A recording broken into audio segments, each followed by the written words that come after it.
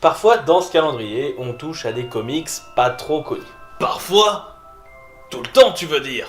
Pas trop connus, donc, comme des comics du Golden Age, comme Le Grand Méchant Loup, des indépendants totalement oubliés, comme le Samurai Santa, et même les titres les plus dans leur monde actuellement, comme Gold Digger.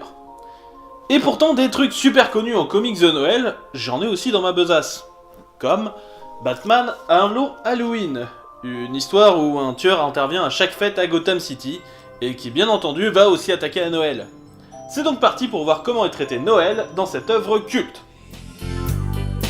Se farcir nos amours, nos peines, nos haines, nos querelles. Pas de vacances, pas de dimanche, overbooké. Faut qu'il assure, toujours présent à l'appel. Pourtant il aimerait se faire un peu moins prier. Quand il descend là du ciel, ce sera pas toujours pour se marrer. Son sale sourire d'éternel s'effacera quand il verra l'étendue de vos péchés. Bon, je ne parlerai pas du repas que Batman laissa pour Solomon Grundy dans les égouts dans le 2e numéro, parce que c'est pas vraiment Noël, mais Thanksgiving, une fête censée célébrer les récoltes de la saison passée. Nous commençons donc par le numéro 3, qui est consacré à la fête de Noël.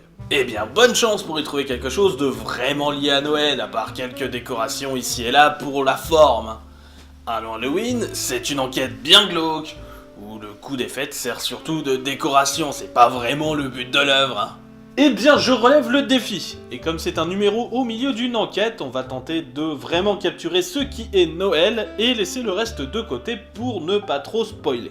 L'histoire commence donc par le Joker qui lit un journal relatant les meurtres du nouveau en ville, Holiday, qui apparemment fait les titres sur plusieurs pages. Et je me suis toujours demandé comment, dans Gotham City, on pouvait faire autant de bruit pour un nouveau méchant, surtout un méchant qui tue juste 1 ou 2 gars à chaque fête. Par rapport au massacre que font régulièrement certains vilains, ça me semble un peu chelou. D'ailleurs, le Joker est d'accord. On en parle bien trop de ce petit nouveau, et il est temps de trouver ce rigolo et de le faire tomber définitivement. Le Joker, au ratiche en touche au piano, commence à réciter des parties de poèmes de Noël, comme le Grinch par exemple, en laissant une famille enguirlandée et s'en va en volant leurs cadeaux. Et voilà, fin. Tu peux arrêter la vidéo ici, à part voir vite fait quelques décos chez Harvey Dent, c'est tout ce qui est lié à Noël. Allez, on remballe. Laisse-moi finir, s'il te plaît.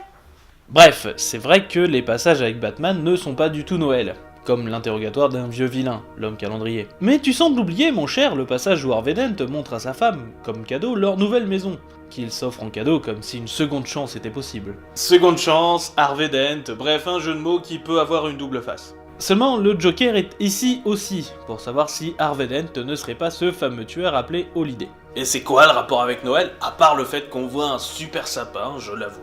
Eh bien, le titre Batman un long Halloween est trompeur, car le rapport au fait ne s'applique pas qu'à Batman, contrairement à ce que le titre laisse entendre. Car en fait, on suit 3 héros. Batman Bruce Wayne, le commissaire Jim Gordon, et surtout, ici, Harvey Dent. Et le côté Noël lui est consacré, avec la nouvelle maison et le côté famille qu'on y retrouve. En effet, Batman s'en fout complètement de Noël. Mais le Joker, lui, se lâche dans l'esprit des fêtes. Il se balade avec le bonnet de Père Noël en permanence, ne cesse de citer des poèmes célèbres de Noël. Il tue presque personne alors qu'il en a 1000 fois l'occasion, et la seule personne qui se fait buter, c'est de rire. Et assez bizarrement, crever de rire, ça reste assez dans le style de la saison, non? T'es sûr que t'as pas dit ma réplique, là? Bah... non, je crois pas. En fait, le côté de Noël est du coup bien représenté par la différence de traitement entre Batman et le Joker par rapport à cette fête. Le Joker s'y prête à fond donc, mais pas Batman. Batman est touché par d'autres fêtes, comme la Saint-Valentin par exemple, mais pas Noël. Car Noël c'est la joie, et Batman s'en fout totalement de la joie. Par contre, le Joker prend son pied en répandant le chaos, la joie c'est son truc. Il est donc à fond dans la saison, tandis que Batman est le seul personnage qui n'en fait jamais référence. Dans les cases de Batman, aucune décoration n'apparaît, car Batman n'est pas la joie, contrairement au Joker, où ses décorations sont toujours visibles. Donc oui, je suis désolé, mais il y a des choses à dire sur Noël dans un long Halloween. Et oui, Noël peut donc servir même dans des œuvres qui ont le statut de culte. Et la prochaine fois, on va parler de comment on va pouvoir poser l'ambiance d'un event via une histoire de Noël.